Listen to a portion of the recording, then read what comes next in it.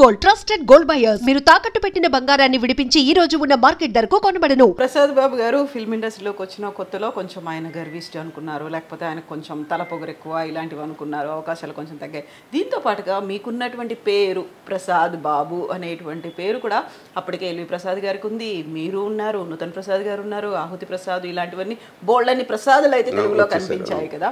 అలా కూడా ఈ పేరుతో పోయిన సినిమాలు కూడా ఉన్నాయా?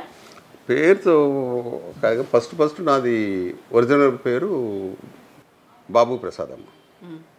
బాబు రాజేంద్ర ప్రసాద్. అసలు నేను రాజేంద్ర తీసేసి బాబు ప్రసాద్ పెట్టుకున్నాను. ప్రసాద్ బాబు అయింది తర్వాత.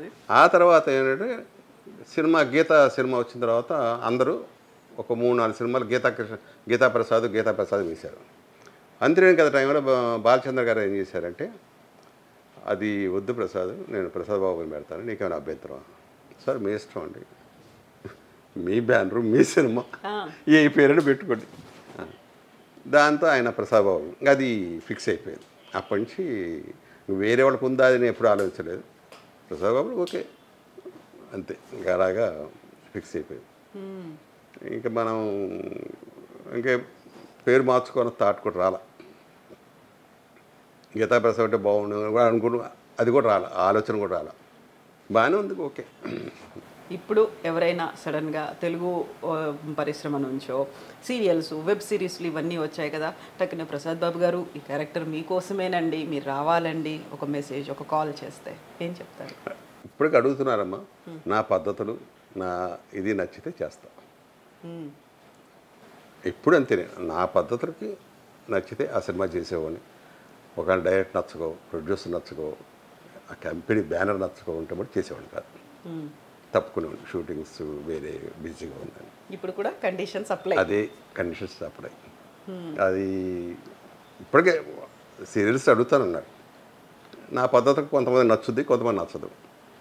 నా షరతులకి షరతులే అంట, షరతులు వర్తించును అంతే, వాటితో చెయ్యొచ్చు.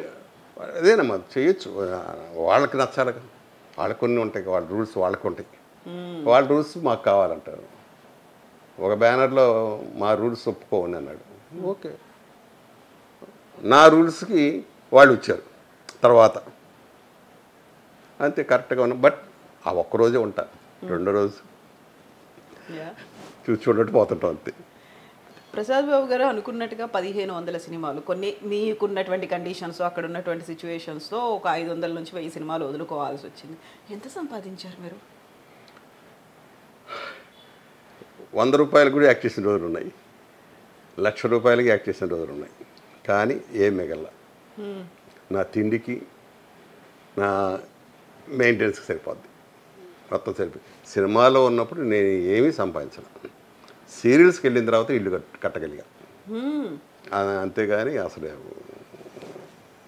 పొరపాటున కూడా ఇల్లు అనేది లేదు. దాని మీద ఇంట్రెస్ట్ కూడా లేదు. కట్టుకుందాం, చేద్దాం, అలాగ 60 ఏళ్ళు అయిపోయినాయి. ఇక మా ఆవిడ పోయిన తర్వాత చెప్పానే మీకు, మా హరి పేరున ఇలాంటిది ఆలోచన వచ్చి అప్పుడు ఇల్లు ఒకటి ఉండాలి అని అప్పుడు కట్టడం 65వ ఏట కట్టగలిగా. అంటే అప్పటికి నాకు యోగం వచ్చింది, ఇల్లు కట్టే యోగం వచ్చింది ఒక రకంగా చెప్పాలంటే. సరదాగా అనుకోకుండా అది ఒకటి నాకు కలిసి రాల, ఏది అనుకున్నా కూడా కలిసి రాల టోటల్గా. సినిమాల మీద సంపాదించాము, డబ్బు సంపాదించాము దానికన్నా కొంతమంది అహంకారం అంటారు, కొంతమంది మూర్ఖుడు అంటారు. ఆ బిరుదులు మట్టుకున్నాయి నాకు.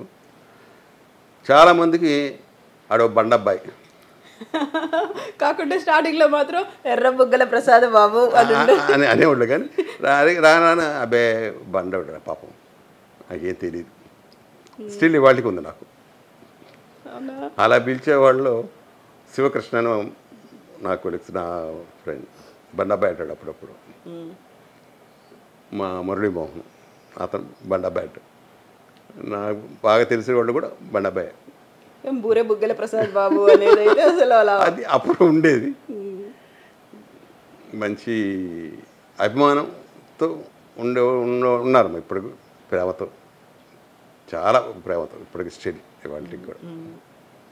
మీరు చేసినప్పుడు ఆ కాలంలో మీకు బాగా వెరీ క్లోజ్గా ఉన్నటువంటి కృష్ణ గారేమో పద్మాలయ స్టూడియోస్ అని పెట్టారు. మురళీమోహన్ గారు కావచ్చు, శోభన్ బాబు గారు కావచ్చు, రియల్ ఎస్టేట్ అంటే అప్పుడు భూములు విపరీతంగా కొన్నారు.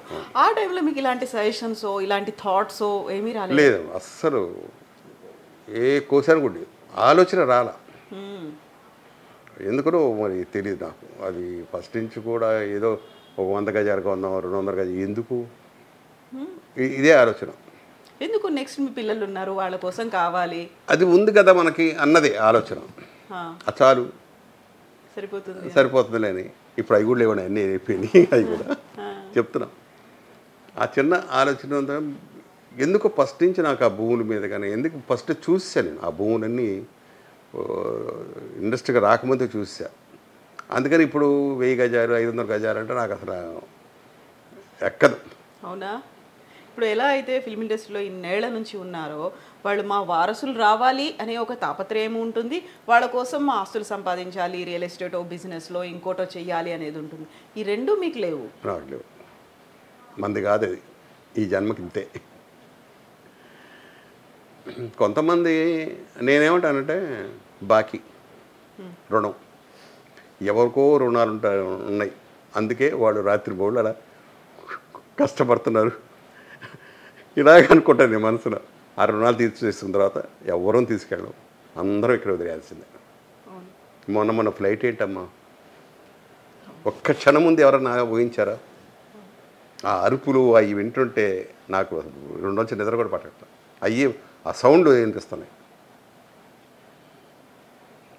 ఆడు పెట్టే మాయలో నేను పడకుండా పక్కకు వచ్చా. ఆ మాయలో పెట్టేస్తాడు అంతే. అక్కడే గిరిగీసుకొని ఉంటాం. ఎంత తీసుకెళ్ళిపోతాం, ఎంత మనం ఉంచేసుకుంటాం. మనిషికి ఎంత కావాలమ్మా? ఒక మనిషికి 1 కోటి రూపాయలు, నాకు తెలిసి 10 లక్షలు హ్యాపీగా బతకచ్చు. 1 కోటి రూపాయలు తర్వాత ఏం చేసుకుంటుంది దాన్ని? పెద్ద పెద్ద బంగళాలు, కార్లు, స్థలాలు, వాళ్ళ కోసం షేర్ మార్కెట్లు, బ్యాంక్ బ్యాలెన్స్లు, ఇవి కాదా? అవసరం లేదా? అక్కర్లేదమ్మా. ఎవరు బతుకుతున్నారు ఆ ఇళ్లలో? గుర్ఖాలు, మేనేజర్లు, పనోళ్ళు, అంటే వీళ్ళందరికీ బాకీ. వీళ్ళందరికీ బాకీ, ఏ జన్మలో బాకీ. పక్కన సెక్యూరిటీలు, నల్ల డ్రెస్ వేసుకున్న వాళ్ళకి వీళ్ళందరికీ బాకీలు. మరి ఆ బాకీలన్నీ తీర్చుకుంటున్నారు. ఫామ్ హౌస్లు కట్టుకోవాలి, రిసార్ట్లు మెయింటైన్ చేయాలి, వీకెండ్లోకి వెళ్ళాలి. మన ఇంట్లోనే కదా మా అన్ని రిసార్ట్. అక్కడ దాకా ఎందుకు వెళ్తా ఉన్నావు? నువ్వు ఎంజాయ్ చేయాలి ఇంట్లో చేయి. ఒక డైనింగ్ టేబుల్ చాలు, 2 అడుగుల్లో డైనింగ్ టేబుల్ చాలు.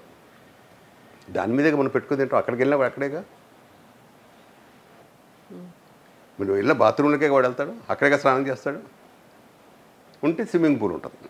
ప్రశాంతమైన వాతావరణం కావాలి, వెకేషన్కి వెళ్ళాలి. వేస్ట్ అమ్మా, ఎన్ని పిచ్చి ఆలోచన అంట. నా దీంట్లో క్రిమినల్గా తగలేటవి డబ్బు.